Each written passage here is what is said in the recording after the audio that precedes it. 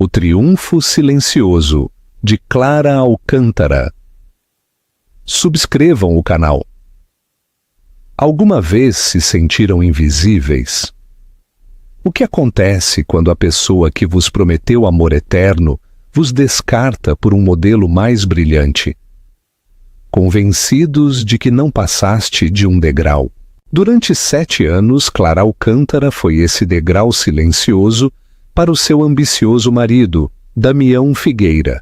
Ele chamava o seu porto tranquilo, o seu sistema de apoio incondicional. Depois rotulou-a de sosa, aborrecida e sem inspiração, e abandonou-a por uma mulher que ele podia exibir como troféu. Esta noite, Damião entra na gala de beneficência mais exclusiva de Lisboa, com a sua amante de braço dado, pronto para reclamar o seu lugar definitivo entre a elite, mas está a caminho da derrocada. Subscrevam o canal agora mesmo. Fiquem conosco para uma história de traição devastadora, poder oculto e a épica queda de um homem que subestimou fatalmente a mulher que desprezou. Capítulo 1. O porto desmantelado. O silêncio no seu apartamento minimalista de aço e vidro na Avenida da Liberdade era o ruído mais ensurdecedor que Clara alguma vez tinha ouvido. Era algo cavernoso, um eco que engolia o suave zumbido do frigorífico Sub-Zero e o lamento distante do trânsito de Lisboa. Durante 7 anos ela cuidou desse silêncio, poliu-o e ofereceu-o ao seu marido, Damião Figueira, como uma prenda ao regressar do seu campo de batalha no setor financeiro. Era o seu santuário, o seu porto tranquilo, como ele a chamava tantas vezes, um lugar para recarregar energias antes da próxima conquista. Mas esta noite, o porto estava a ser desmantelado, o seu farol apagado com poucas e cruéis palavras. Não é que eu não te ame, Clara, dissera Damião, de costas para ela, enquanto ajeitava o nó da sua gravata Brioni no reflexo da janela do chão ao teto. As luzes da cidade brilhavam atrás dele, como uma coroa que ele estava prestes a reclamar. Eu amo, sempre amarei à minha maneira. Foste essencial, essencial. A palavra caiu-lhe como uma pedra no estômago, e deu-na-lhe não querida, não adorada, essencial, como um bom contabilista ou um carro fiável. Ela estava junto à ilha da cozinha, com as mãos agarradas à borda fria de mármore. Ainda vestia a simples camisola de cachemira cinzenta e os jeans que tinha vestido enquanto preparava o jantar. Uma receita de costelas estufadas que demorava 6 horas a fazer. Uma refeição perfeita que ele não iria comer. Então por que, Damião? Se não é por amor, é por quê? Ele finalmente se virou. O seu rosto, uma máscara de arrependimento tão ensaiada que parecia genuína. Aos 34 anos, Damião era impiedosamente bonito, com olhos perspicazes e inteligentes e um maxilar que podia cortar vidro. Ele militarizara esse charme para construir a sua firma de investimento, Figueira Capital, do zero. Clara estivera lá em cada passo, organizando os seus jantares com investidores, corrigindo os seus panfletos até às 3 da manhã e acalmando-o de ataques de pânico que só a ela era permitido ver. É sobre trajetória, disse ele, a voz suave, como se explicasse um instrumento financeiro complexo a uma criança. O homem que eu sou agora, o homem em que me estou a tornar, requer um tipo de parceira diferente. Alguém que brilhe, que domine uma sala. Silvia faz isso? Silvia Vidal, a vice-presidente de marketing, incrivelmente chique e de cabelo azeviche, de uma firma rival. Clara tinha-a visto em eventos da empresa, um flash de batom vermelho e uma gargalhada que parecia puxar toda a luz da sala para ela. Clara dissera a si mesma que não era ciumenta. Agora percebeu que tinha sido apenas ingênua. E eu não brilho, afirmou Clara, a sua voz inexpressiva. Não era uma pergunta. Damião teve a decência de desviar o olhar. És confortável, Clara, és o meu lar. Mas não se constrói um império a partir de casa. És para o antes, não para o depois. Ele caminhou na sua direção, a sua mão pairando sobre o braço dela, antes de pensar melhor. Os papéis estão redigidos. O meu advogado entrará em contato com o teu. Fui mais do que generoso. Nunca mais terás de te preocupar com nada. A condescendência era pior do que qualquer crueldade. Ele estava a monetizar o casamento deles, a assinar um cheque para fechar a conta de 7 anos da sua vida. Pensou que o dinheiro poderia consertar a ferida aberta que estava a esculpir na sua alma. Ela finalmente olhou para cima, encontrando os olhos dele. Alguma vez me amaste, Damião? Ou foi apenas a primeira ronda de financiamento semente para o homem que queria ser? Pela primeira vez, um vislumbre de emoção genuína cruzou o rosto dele. Irritação. Ele odiava ser visto, ser verdadeiramente visto. Isso é injusto. Éramos felizes, mas as pessoas superam-se. Não é culpa de ninguém. Consultou o seu relógio Cartier. Tenho de ir. A gala dos benfeitores. É uma grande noite para a firma. Claro, a gala, o pináculo brilhante da cena filantrópica de Lisboa. Um lugar onde os negócios de milhares de milhões de euros eram esboçados em guardanapos de cocktail. Ele ia com Sílvia. Ele estava a lançar a sua nova vida naquela noite, e o primeiro passo era livrar-se da antiga. Ele inclinou-se para lhe beijar a bochecha, um gesto tão automático e desprovido de calor que a fez estremecer.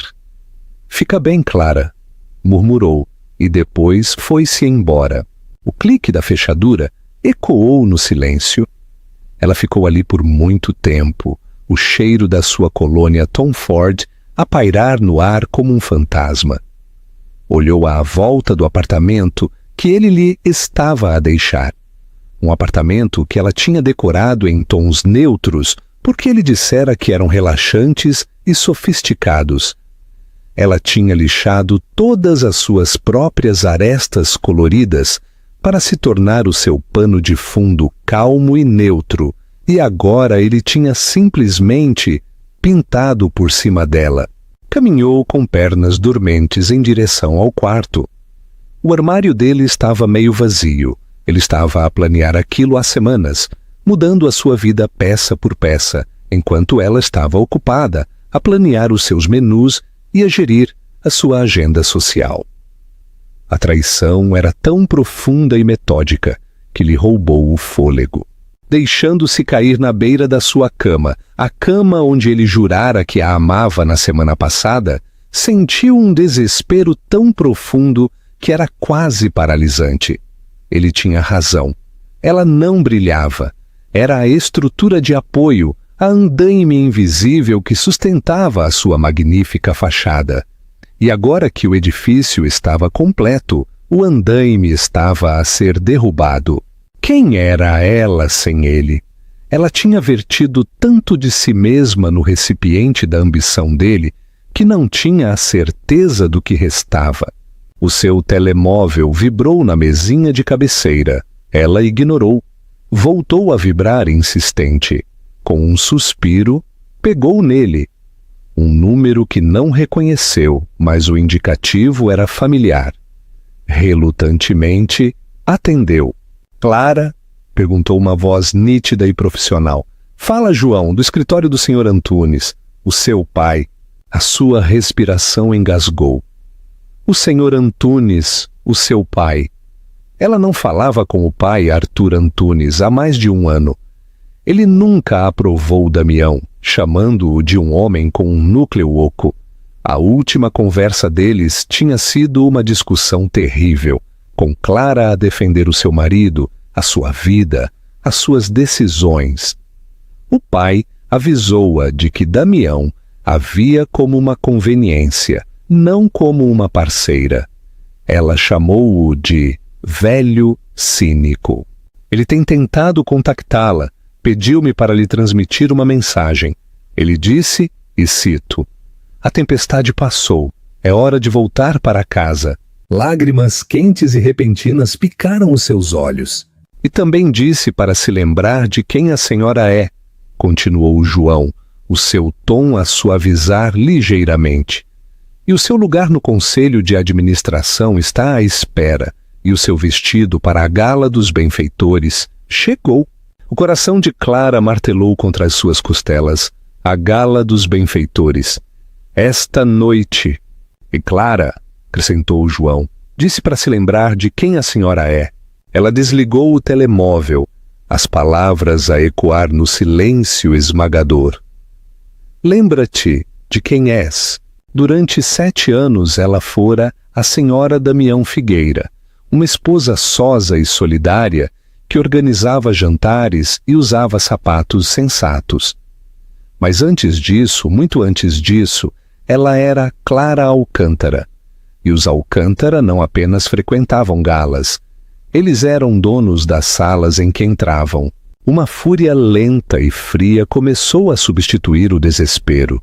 Damião pensou que estava a lançar o seu império naquela noite. Pensou que tinha descartado a sua esposa tranquila e pouco notável por uma mulher que podia iluminar uma sala. Não fazia ideia. Ele estava prestes a entrar no centro do mundo dela. E ela não só ia brilhar, como ia queimar tudo. Capítulo print. A derrocada. O Salão Nobre do Centro Cultural de Belém, o local da gala, era um universo em si mesmo, uma galáxia rodopiante de diamantes, alta costura e ambição. O poder não era apenas exibido ali, era encenado. Damião Figueira movia-se pela multidão com a facilidade praticada de um homem que sabia que pertencia. Com Silvia Vidal de braço dado, sentia-se invencível. Ela era uma visão num vestido carmesim, decotado nas costas, a sua gargalhada como música, a atrair olhares de todos os cantos da sala. Isto, pensou com uma onda de satisfação, é o que um casal deve ser, um ativo, um reflexo do seu próprio brilho. Querido, aquele ali é Rodrigo Montalvão, murmurou Silvia, as suas unhas lacadas a vermelho a apertar suavemente o braço dele. Ele controla o maior fundo tecnológico do vale. Tudo a seu tempo, disse Damião, sorrindo educadamente para um conhecido que passava. Esta noite é sobre consolidar a nossa presença. Não estamos aqui para perseguir, estamos aqui para ser cortejados. Sentiu uma profunda sensação de correção, de destino a desenrolar-se.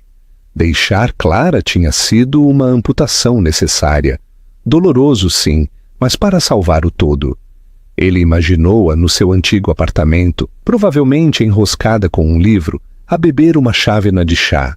Previsível, segura, totalmente desprovida da eletricidade que crepitava naquela sala. Sentiu uma pontada, não de culpa, mas de pena. Ela simplesmente não era feita para aquele mundo. Ele e Silvia encontraram a sua mesa perto da frente. Uma localização privilegiada que custara à sua firma €250.000. Era um investimento em perseção. Ele era Damião Figueira, o homem do momento, e aquela era a sua coroação. Aceitou um copo de champanhe de um empregado que passava, o cristal frio contra os seus dedos. Tudo estava perfeito. E então a atmosfera no salão mudou. Começou como um murmúrio subtil perto da entrada principal. Uma onda de sussurros que se transformou numa onda de excitação abafada. As cabeças viraram-se, as conversas acalmaram. Damião seguiu o olhar coletivo, ligeiramente aborrecido com a interrupção. Um político, talvez, uma celebridade reclusa. Então ele viu-a. Por um momento, o seu cérebro recusou-se a processar a imagem. A mulher emoldurada pelo grande arco era uma estranha, uma criatura etérea de equilíbrio e beleza impossíveis. Vestia um vestido de seda de um safira profundo que parecia beber a luz, a cair em redor da sua figura de uma forma elegante e ferozmente sensual.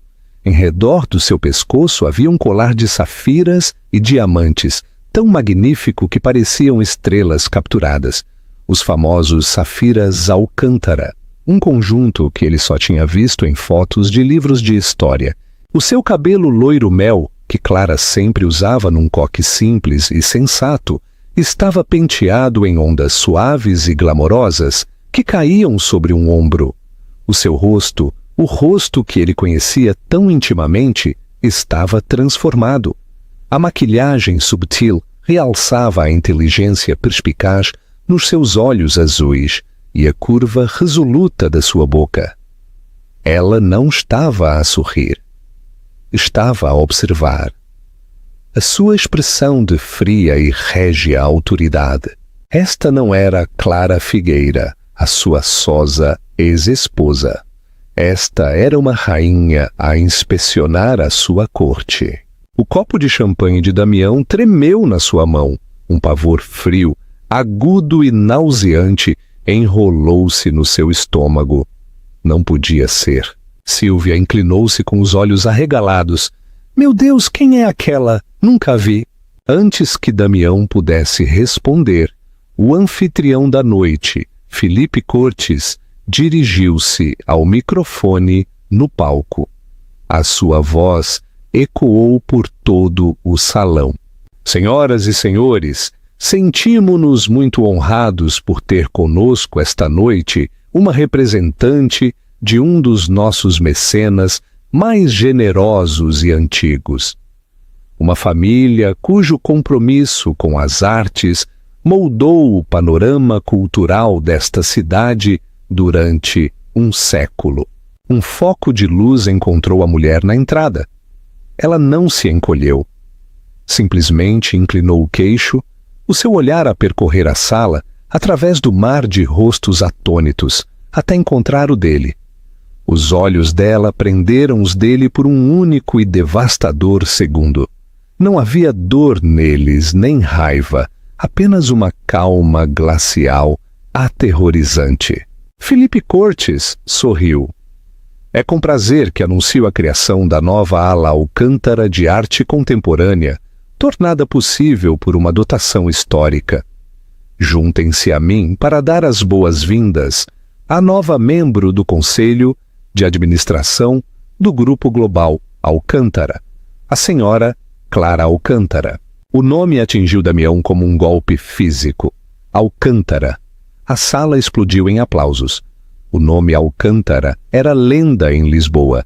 Era dinheiro antigo, poder real. Uma dinastia que operava numa estratosfera tão alta que Damião só podia sonhar em alcançar. Arthur Alcântara era um criador de reis, um titã da indústria que podia fazer ou desfazer fortunas com um único telefonema. E Clara era a filha dele. A compreensão embateu sobre ele. Um tsunami de horrível entendimento. As suas viagens tranquilas para visitar o pai nos arredores. A sua roupa simples e sem marca. A sua absoluta falta de interesse na pompa que ele ansiava desesperadamente. Não tinha sido uma falta de sofisticação. Tinha sido a confiança completa e não adulterada de alguém que nunca precisou de provar nada. Ela não era apenas rica. Ela era do tipo de riqueza sobre a qual não era necessário falar. Ele chamou-a de sosa. Chamou-a de simples. Sentiu pena dela. Ele, um homem a lutar para abrir caminho num mundo que ela tinha nascido para governar. Alcântara! Respirou Sílvia ao seu lado. A sua voz mal era um sussurro. Ela estava a olhar para Clara. Depois de volta para Damião. As peças a encaixarem-se na sua mente perspicaz. A cor escoou do seu rosto. Tu eras casado com Clara Alcântara? Damião não conseguia falar. A sua garganta estava seca. O seu sangue a rugir nos ouvidos. Observou paralisado como o próprio Arthur Alcântara emergia das asas. Um leão de homem com uma cabeça de cabelo branco e olhos tão azuis e perspicazes quanto os da sua filha. Ele ofereceu o seu braço a Clara e juntos moveram-se pela sala. A multidão abriu-se para eles, como o mar vermelho. Não eram apenas convidados, eram realeza. Clara não olhou para ele novamente. Não precisava. Cada passo que ela dava era um julgamento. Cada cumprimento deferente que ela recebia de homens que Damião passara anos a tentar impressionar era um prego no seu caixão. Ele não se tinha divorciado apenas da sua esposa. Com a sua própria arrogância impressionante, ele cortara a sua ligação a uma fonte de poder que nem sequer sabia que possuía. Ele trocara uma deusa por uma quinquilhada brilhante. A mulher que ele chamara o seu Porto Tranquilo acabava de se revelar o oceano implacável, e ele não passava de um tolo num barco a afundar-se. Capítulo 3. A ira glacial. O resto da noite passou numa névoa surreal e sufocante para Damião. O ar, outrora a crepitar de oportunidade, agora parecia denso com o seu próprio fracasso. Os sorrisos bajuladores que se dirigiram a ele há apenas uma hora, agora apontavam com intensidade de laser para a mesa dos Alcântara. Ele e Sílvia ficaram sentados numa bolha de silêncio atônito, o luxuoso arranjo de flores no centro da mesa a parecer uma coroa funerária. Ele observou Clara. Não conseguia parar. Observou-a como se estudasse um predador, a tentar compreender a natureza dela agora que ela revelara os dentes. Era natural. Ela movia-se de conversa em conversa com uma graça sem esforço. O seu sorriso caloroso, mas medido, o seu aperto de mão firme. Falou com Rodrigo Montalvão, o titã tecnológico, que a ouvia com atenção extasiada. Partilhou uma gargalhada tranquila com a presidente da Câmara. Ela não estava a interpretar um papel. Estava a habitar um papel para o qual tinha nascido, um que simplesmente tinha mantido guardado durante 7 anos. Para ele, o tormento psicológico daquela compreensão foi requintado. Ele ralhara com ela por não ser mais ambiciosa, por não querer construir um império com ele. Era como criticar o sol por não se esforçar mais para brilhar. O seu mundo, o seu império, estivera ali o tempo todo, paciente e silencioso, à espera que ela regressasse. "Tens de ir falar com ela!" sibilou Sílvia, a sua voz um tremor baixo e urgente. O choque desaparecera, substituído por um medo frio e pragmático. A sua associação com Damião, que horas antes era um foguete, agora era uma responsabilidade. "Arranja isto, Damião." "Arranjar isto?" retorquiu ele, a sua voz áspera. "Como exatamente? Tens ideia de quem é o pai dela? Arthur Alcântara pode fazer com que a minha firma seja retirada da lista com um telefonema antes que o teu pudim chegue. Então devias ter pensado nisso antes de me exibires aqui, depois de deixares a filha dele", retorquiu ela, a sua compostura cuidadosamente construída a rachar. "Tu disseste-me que ela era uma Zé Ninguém, uma rapariga doce e simples de uma família de classe média. Foi o que eu pensei que ela era", insistiu ele, esfregando as têmporas. Uma dor de cabeça atroz começava a pulsar atrás dos seus olhos. Ela nunca disse uma palavra. 7 anos e nem uma única palavra. Essa foi a parte mais irritante, a pura e magnífica disciplina do seu engano. Ou era apenas a sua realidade? Ele estivera tão cego pela sua própria narrativa, tão convencido da sua superioridade, que nunca se dera ao trabalho de olhar mais fundo. Ele viu um simples embrulho castanho e nunca imaginou que pudesse conter as joias da coroa. Finalmente, inevitavelmente, os caminhos deles se cruzaram. Clara dirigia-se para a saída, a mão do seu pai, a repousar protetoramente nas suas costas. Damião pôs-se de pé, as suas pernas a sentirem-se instáveis. Tinha de dizer algo. O quê? Não sabia. Mas o silêncio era uma admissão de derrota. Clara, disse ele, a sua voz rouca. Ela parou virando-se para o olhar. De perto, o efeito era ainda mais assombroso. As safiras Alcântara brilhavam com um fogo frio, mas os olhos dela eram mais frios. O olhar de Arthur Alcântara era um peso físico, imobilizando Damião com desdém não disfarçado. Damião, ela reconheceu, o seu tom perfeitamente neutro, como se estivesse a dirigir-se a um conhecido distante. Eu não sabia. Gaguejou sentindo-se um tolo. Era a desculpa mais lamentável e inadequada, mas era a única verdade que ele tinha. Um pequeno sorriso sem alegria tocou seus lábios. Não sabias. Nunca perguntaste. Fez uma pausa, deixando a simples acusação pairar no ar. Estavas tão ocupado a dizer-me quem eu era, que nunca pensaste em perguntar-te quem eu poderia ser por minha conta. A calma e a precisão cirúrgica das suas palavras foram devastadoras. Não houve gritos, nem lágrimas, nem drama. Isso teria sido mais fácil de lidar. Aquilo era uma execução. Clara, precisamos de falar, suplicou um tom desesperado a rastejar na sua voz. Isto é um erro. As suas sobrancelhas ergueram-se ligeiramente. Um erro? Por parte de quem? Sinto, pela primeira vez em muito tempo, que não estou a cometer um erro de todo. Ajeitou a seda do seu vestido. Tu disseste-me para encontrar o meu próprio caminho. Acho que disseste que eu era para o antes, não para o depois. Pois bem-vindo ao depois, Damião.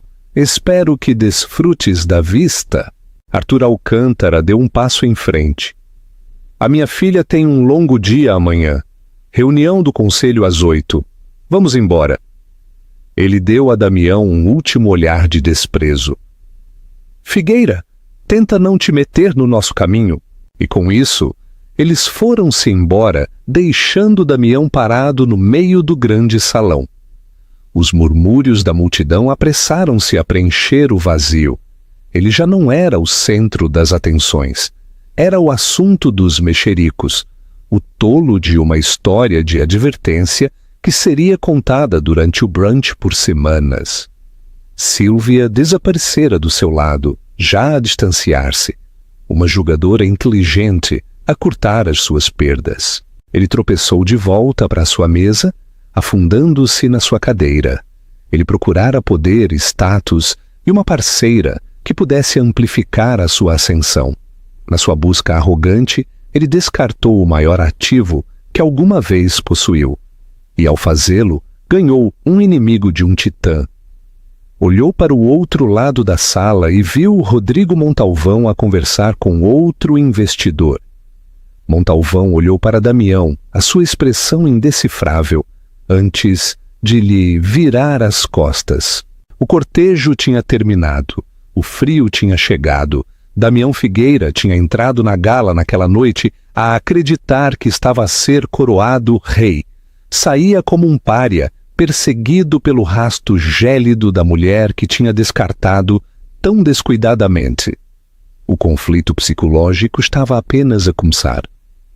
Ele construíra toda a sua identidade com base no seu próprio brilho e controlo percebidos. Esta noite, essa fundação tinha sido dinamitada, e ele estava em queda livre, sem saber onde iria aterrar. Carreguem em gosto e comentem. Acham que Damião alguma vez sentiu amor de verdade ou estava apenas a investir no seu futuro com a ajuda de Clara? Se estão a gostar desta transformação, carreguem em gosto neste vídeo. Deixem a vossa opinião nos comentários sobre se Clara devia ter aceitado o dinheiro de imediato ou lutar contra Damião publicamente. Capítulo 4. A Guerra Silenciosa. A semana após a gala foi uma aula magistral de relevância lenta e agonizante. O telemóvel de Damião, geralmente uma sinfonia constante de chamadas e mensagens de investidores, jornalistas e influenciadores do mercado, ficou misteriosamente silencioso. As reuniões foram adiadas misteriosamente. Um acordo importante que ele estava a cultivar há meses com uma startup tecnológica, de repente esfriou. O CEO já não devolvia as suas chamadas. Não foi um ataque manifesto, foi uma mudança de clima tranquila e sufocante. O ar em redor da Figueira Capital tornara-se tóxico. Damião passou os seus dias a vaguear pelo seu escritório.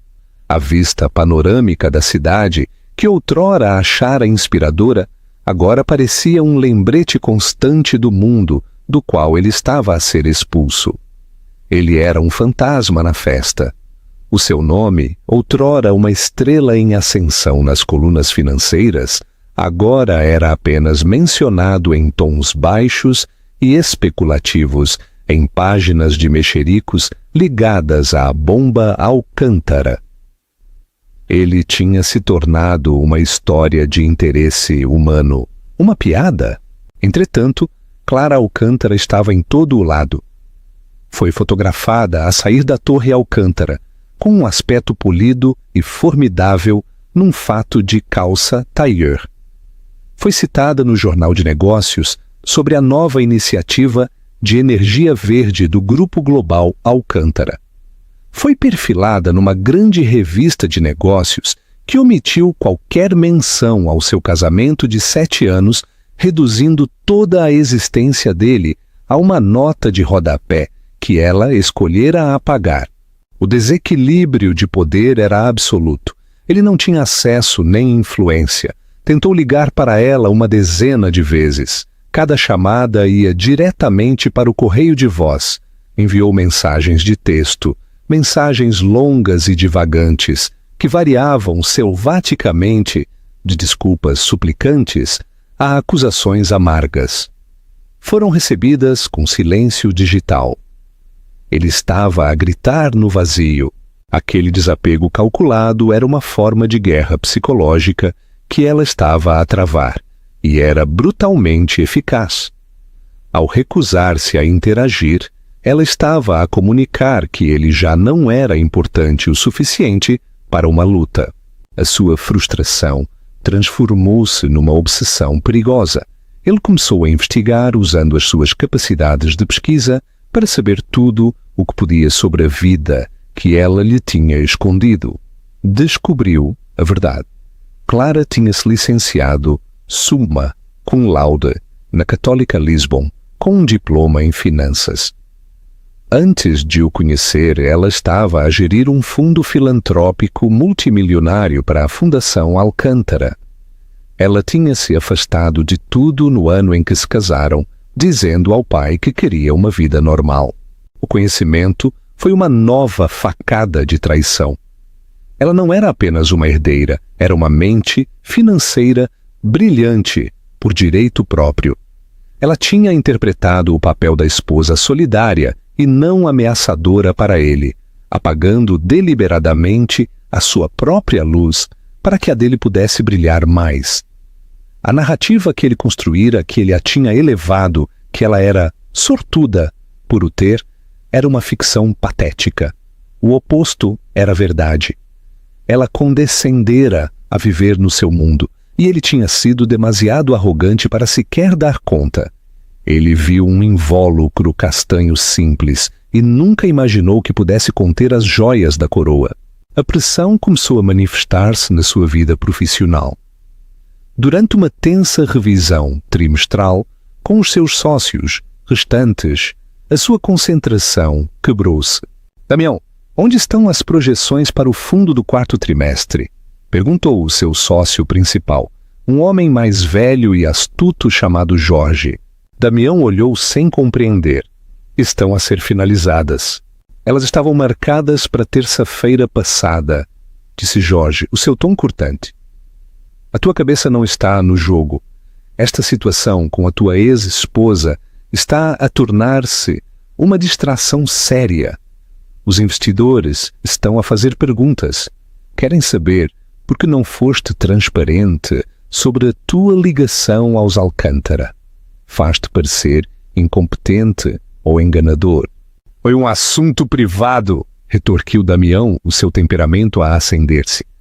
Nada é privado quando envolve uma dinastia de 100 mil milhões de euros, replicou Jorge, batendo com uma pasta na mesa.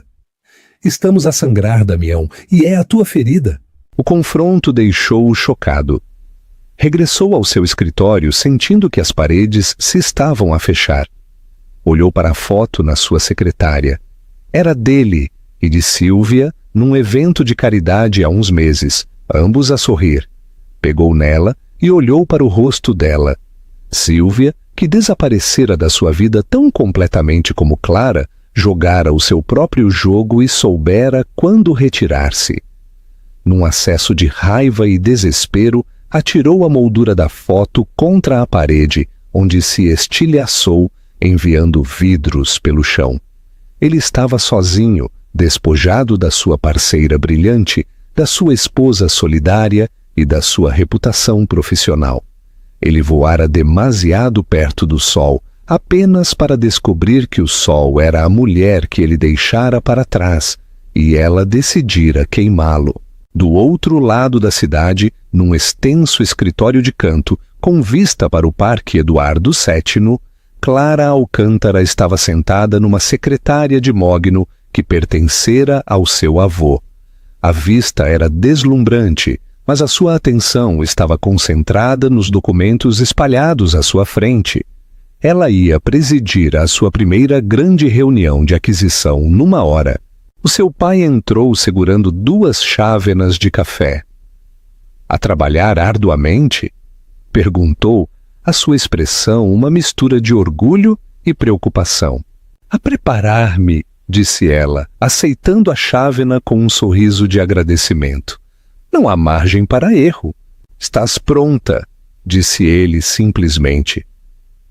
Sentou-se no cadeirão de couro em frente à secretária dela.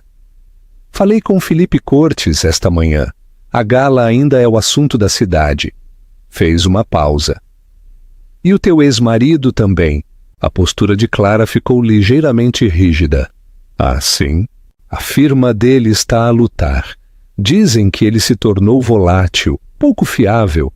Arthur observou-a com atenção. Esta é a parte do jogo sobre a qual sempre duvidaste, Clara. As consequências. A chuva radioativa. Ela olhou pela janela, a vasta e brilhante extensão da cidade. Ele tomou as suas decisões, pai. Ele queria uma parceira que pudesse dominar uma sala. Simplesmente não percebeu que eu podia dominar uma para a qual ele não estava convidado.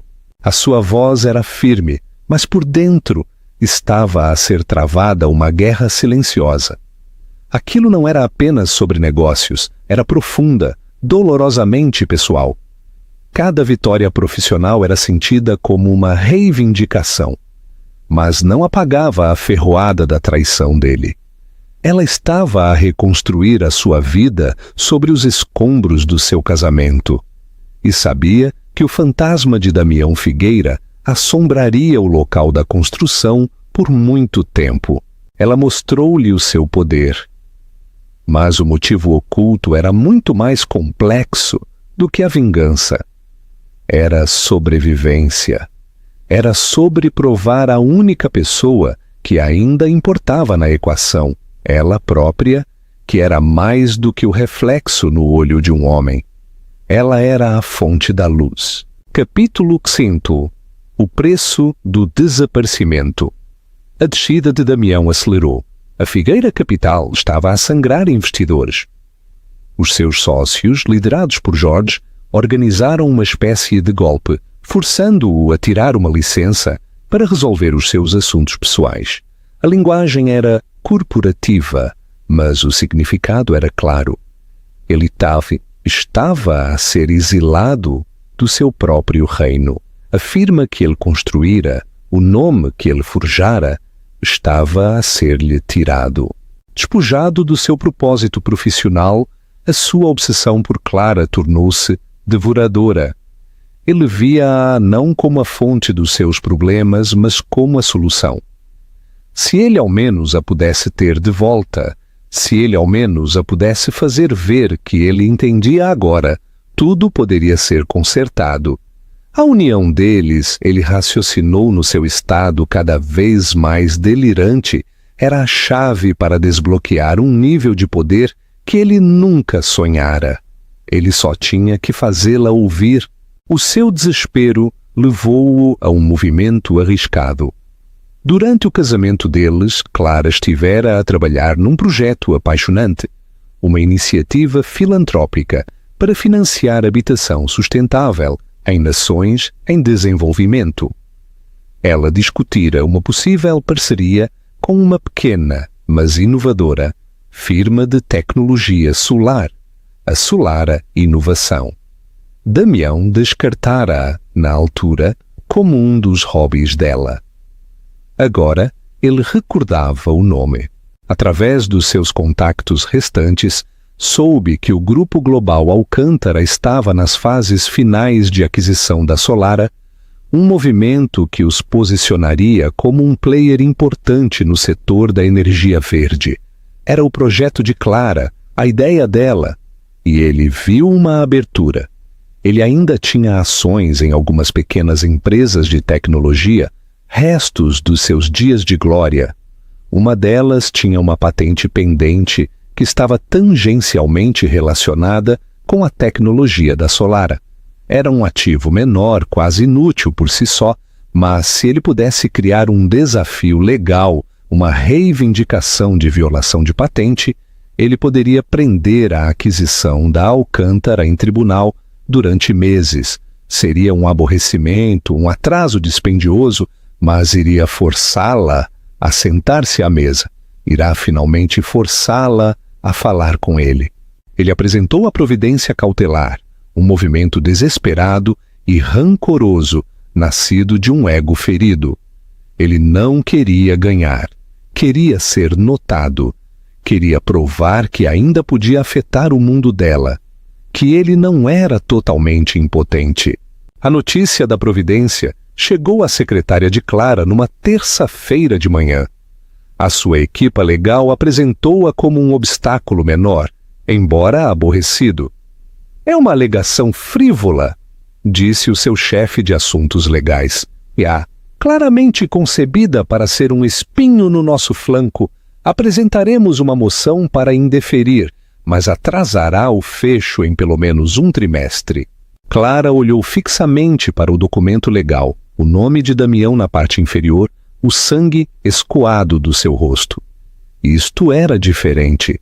O silêncio, o mexerico, os desaires. Isso era a consequência passiva das ações dele. Isto era um ataque direto e calculado.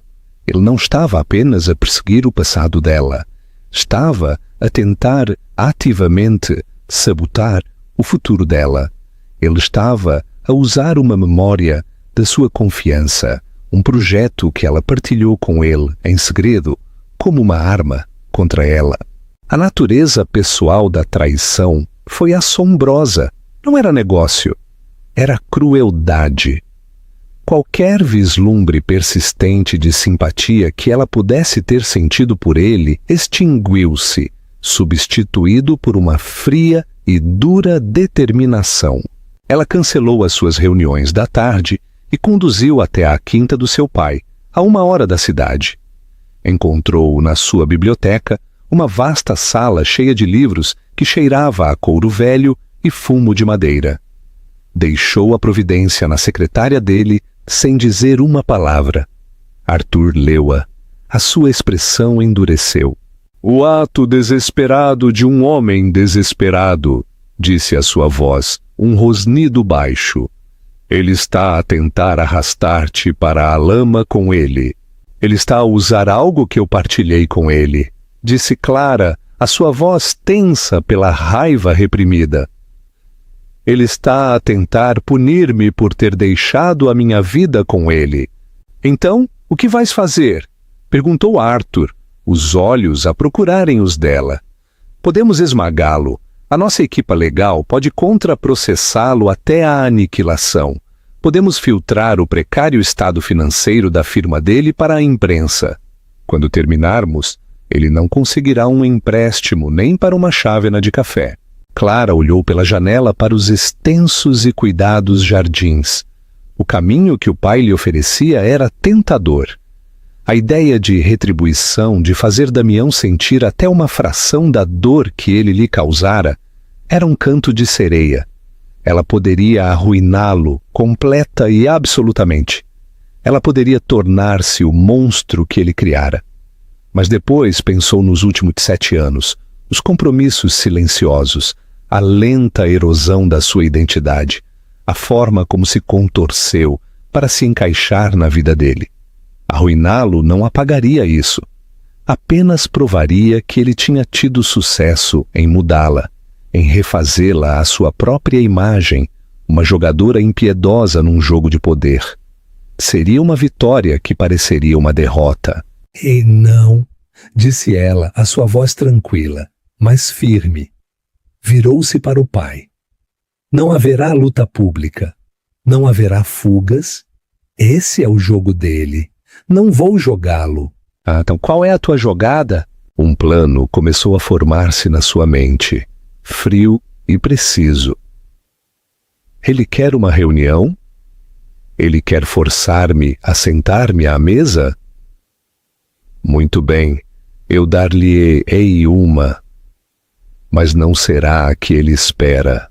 Ela não ia lutar contra ele nos termos dele.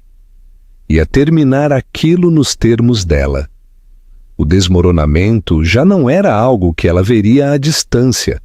Ela ia puxar pessoalmente o fio final.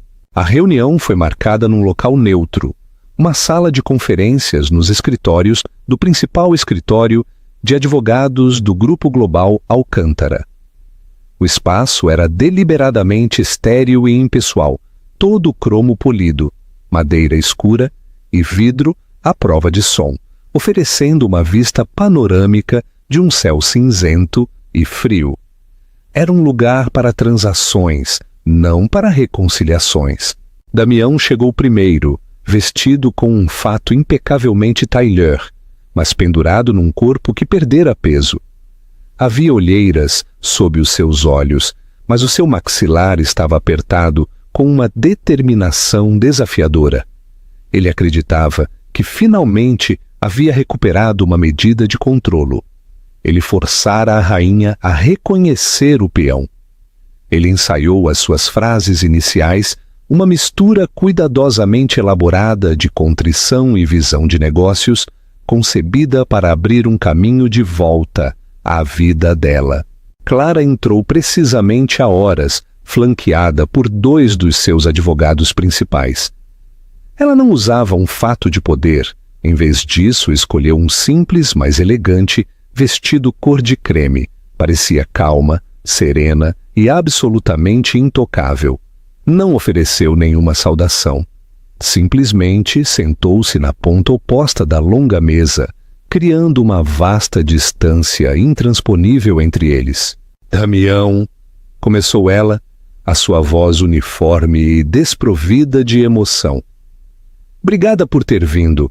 Eu queria abordar o seu desafio legal diretamente para poupar tempo a todos." Damião inclinou-se, pronto para lançar o seu discurso. "Clara, eu acho que houve um mal-entendido. Isto nunca foi para te magoar. Foi a única forma de conseguir que falasses comigo. Precisamos..." Ela levantou uma mão, um gesto pequeno e simples que o silenciou instantaneamente. "Permita-me ser clara. Não há um nós. Há a sua empresa e há a minha, E o senhor apresentou uma providência frívola e de má fé contra a minha empresa. Isso está correto? O advogado dela deslizou uma pasta sobre a mesa em direção a Damião. Ele abriu-a. Lá dentro havia declarações juramentadas detalhadas, análises financeiras e relatórios técnicos de especialistas independentes, desmantelando sistematicamente a sua reivindicação de patente. Era uma exibição avassaladora de poder de fogo legal, reunida em questão de dias. A nossa equipa legal estima que defender-nos contra a sua reivindicação nos custaria aproximadamente 2 milhões de euros em custas e atrasaria a aquisição em 6 meses, continuou Clara, a sua voz tão fria quanto as paredes de vidro. Desindeferir seria fácil, mas não me interessa o fácil. Interessa-me o definitivo. Outro advogado deslizou uma segunda pasta em direção a ele. Esta era diferente, era um acordo de compra de ações. Durante o nosso casamento, disse Clara, o senhor usou frequentemente a minha conta de investimento pessoal para gerir investimentos angel em pequena escala. Uma delas foi um investimento de Honda Semente numa empresa de logística digital, a Logstream. O senhor colocou 50 mil euros, acho que chamou-lhe um volante. Damião olhou fixamente para ela, confuso. O que é que isso tem a ver com o quê? A Logstream acabou de ser adquirida pela Amazon, disse Clara categoricamente.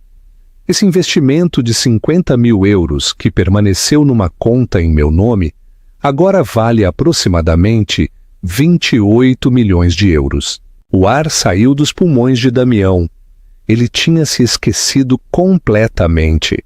Um pequeno investimento feito há anos, uma nota de rodapé na sua carteira. Agora, um ganho inesperado surpreendente. O ganho inesperado dela. O senhor tem 2 opções, Damião, afirmou Clara, inclinando-se ligeiramente, os olhos fixos nos dele. Opção A. Procede com a sua providência. Nós, contra processar, luemos não apenas pelos honorários legais, mas pelos danos relacionados com o atraso. Citaremos cada registro financeiro da Figueira Capital. Expor-lhe-emos o precário estado da sua firma e a sua própria má conduta profissional. Será arruinado, pública e permanentemente. Quando terminarmos, estará na falência. Ela fez uma pausa, deixando o peso da ameaça assentar na sala silenciosa. Ou a opção B, continuou, a sua voz a baixar para um sussurro. O senhor assina este documento, que retira imediatamente a sua providência. Em troca, eu assinarei este. Ela deslizou um cheque bancário sobre a mesa. Estava em nome dele. O montante era de 5 milhões de euros. Damião olhou para o cheque depois de volta para ela, a sua mente a vacilar. O quê? O que é isto? É sua parte, disse Clara. 28 milhões de euros é uma quantia que muda a vida. Eu não preciso dela, mas o senhor sim. Os 5 milhões de euros são um gesto de finalidade. É o preço para o senhor desaparecer da minha vida. O senhor pega no dinheiro, retira a providência e nunca mais, jamais, me contacta a mim ou a minha família de novo. Esta é a última transação que teremos. Aquela era a escolha dele. Aquela era a sua redenção. Não vingança, não destruição. Uma compra corporativa, limpa e fria, da presença dele na vida dela. Ela estava a dar-lhe uma saída, uma forma de sobreviver, mas sob a condição absoluta de que ele desaparecesse. Foi um gesto de imenso poder e, à sua estranha maneira, de imensa graça. Ela não se tornaria como ele. Ela não destruiria pelo simples facto de o fazer. Ela simplesmente apagá-lo-ia. Damião olhou para o cheque, depois para a montanha de documentos legais que prometiam a sua aniquilação. Olhou para o rosto de Clara, à procura de qualquer vislumbre da mulher que ele conheceu outrora, a rapariga tranquila e complacente que o adorara. Não encontrou nenhum. Ele estava a olhar para Clara Alcântara, e ela estava a fechar uma conta. Lentamente, a sua mão a tremer, ele pegou numa caneta e assinou o documento de retirada. Ele entrara a pensar que era um jogador no jogo. Agora ele entendia que era apenas uma peça que estava a ser movida para fora do tabuleiro. Clara pegou no papel assinado, levantou-se e caminhou em direção à porta sem olhar para trás. O seu advogado empurrou o cheque para Damião. Os fundos estão liquidados, disse. Damião ficou sozinho na sala silenciosa, o cheque de 5 milhões de euros sobre a mesa como um prêmio de consolação pela perda de um império que ele nunca soube que tinha tido. Ele tinha dinheiro, mas perdera tudo o resto, a sua firma, a sua reputação, o seu passado e o seu futuro. Estava finalmente, absolutamente, sozinho com o núcleo oco que Arthur Antunes vira nele desde o início. Conclusão. O horizonte aberto. Os meses passaram. O frio do outono deu lugar ao congelamento profundo do inverno e depois, lentamente, ao calor tentativo da primavera. A cidade descongelou e, com ela, algo dentro de Clara também descongelou. A aquisição da Solar Inovação foi um sucesso retumbante, colocando o Grupo Global Alcântara na vanguarda do setor de energia renovável. Clara mergulhou no trabalho, os seus dias cheios de sessões de estratégia, visitas a locais e negociações. Encontrou uma satisfação profunda e duradoura em construir algo real e duradouro, algo que teria um impacto para além de um balanço. Ela era boa nisso. Mais do que boa, era excepcional. A competência tranquila que outrora usara para gerir a vida de Damião estava agora a ser aplicada numa escala global. Ela nunca mais ouviu falar de Damião. Fiel à sua última transação, ele havia desaparecido. Ela ouviu sussurros através dos círculos sociais de que ele vendera a sua participação restante na Figueira Capital por uma fração do seu valor anterior. E mudara-se de Lisboa. Alguns diziam para Miami e outros para o Dubai. Ele pegara no dinheiro e desaparecera. Um fantasma com um paraquedas dourado. Ela já não o odiava. A raiva, a dor, a amargura tinham recuado, deixando para trás uma cicatriz que já não era sensível ao toque. Era simplesmente uma parte da sua história, um lembrete de uma lição aprendida a um grande custo. Ela chegara a compreender que a sua redenção não era sobre a queda dele, mas sobre a sua própria ascensão. Não era sobre provar que ele estava errado, era sobre provar que ela tinha razão. Num sábado soalheiro à tarde de maio, ela encontrou-se a passear por uma parte da cidade que não visitava há anos, a pequena rua arborizada onde ela e Damião tinham vivido no seu primeiro apartamento alugado.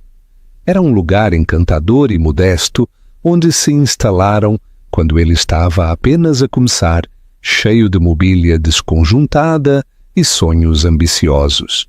Parou do outro lado da rua, a olhar para a janela do que outrora foi a sua sala. Ela recordou as noites passadas no chão com recipientes de takeaway, a traçar o plano de negócios dele em guardanapos. Lembrou-se do seu entusiasmo, da sua garra e, sim, do seu amor. Fora real à sua maneira antes de ser corroído pela ambição e insegurança. Sentiu uma sensação de paz, uma aceitação tranquila do passado. Aquela jovem que viveu naquele apartamento, tão cheia de esperança e disposta a sacrificar tudo pelo homem que amava, não era uma tola. Era apenas uma versão diferente da mulher que era hoje. Ela precisou de se perder completamente para finalmente se encontrar de verdade. Um jovem casal saiu do edifício, a rir, com as mãos entrelaçadas. Clara sorriu. Não sentiu inveja, nem tristeza, apenas uma tranquila sensação de desapego, de que a vida era uma fotografia num álbum que ela já não precisava de abrir. Ela se virou e continuou o seu passeio. O seu destino, uma pequena galeria de arte independente, a poucos quarteirões de distância. Era o tipo de lugar que ela sempre adorara, mas que Damião achara pouco impressionante. Lá dentro, a galeria era luminosa e arejada, cheia do trabalho vibrante e desafiador de artistas emergentes. Ela moveu-se pelo espaço não como Clara Alcântara, a herdeira, ou como membro do conselho, mas simplesmente como Clara. Sentiu uma leveza que não sentia há anos. Ela não estava a atuar, não estava a negociar, estava simplesmente a ser. Na sala final, uma grande tela chamou a sua atenção. Era uma peça abstrata, um turbilhão de azuis profundos, laranjas ardentes, e no centro um toque brilhante e resistente de ouro que brilhava através do caos. Intitulava-se simplesmente Horizonte. Ela parou diante dele por muito tempo, cativada. Era uma pintura de uma tempestade, mas também do amanhecer que se lhe segue. Tratava-se de um naufrágio, mas mais do que isso, tratava-se do que se constrói depois. Ela comprou a pintura. Ao sair da galeria e caminhar para o sol quente da tarde, sentiu que a última das sombras recuava. Damião tirou-lhe o passado, mas ao fazê-lo, devolveu-lhe o futuro. Um futuro que não estava escrito. Um horizonte que era vasto e aberto, e inteiramente seu. Ela não estava definida pelo homem que a deixou, nem pelo nome que herdou. Estava definida pelas decisões que tomava agora, e pela primeira vez sentiu-se total, completa e gloriosamente livre. E assim, Clara Alcântara regressou à luz do sol. Não como uma mulher desprezada, mas como uma mulher renascida. Ela provou que o maior poder não é sobre a vingança, é sobre reivindicação. É sobre lembrar quem eras antes de o mundo te dizer quem devias ser. A história de Clara Alcântara. O que achaste do movimento final de Clara? Foi verdadeira redenção? Ou ela devia ter tirado a Damião tudo o que ele tinha? Deixa-nos saber nos comentários. Se foste comovido por esta história de força e transformação, por favor, carrega em gosto neste vídeo e partilha-o com alguém que precise de um lembrete do seu próprio poder. Não te esqueças de subscrever e tocar o sino de notificação para não perderes a nossa próxima história. Obrigado por nos veres.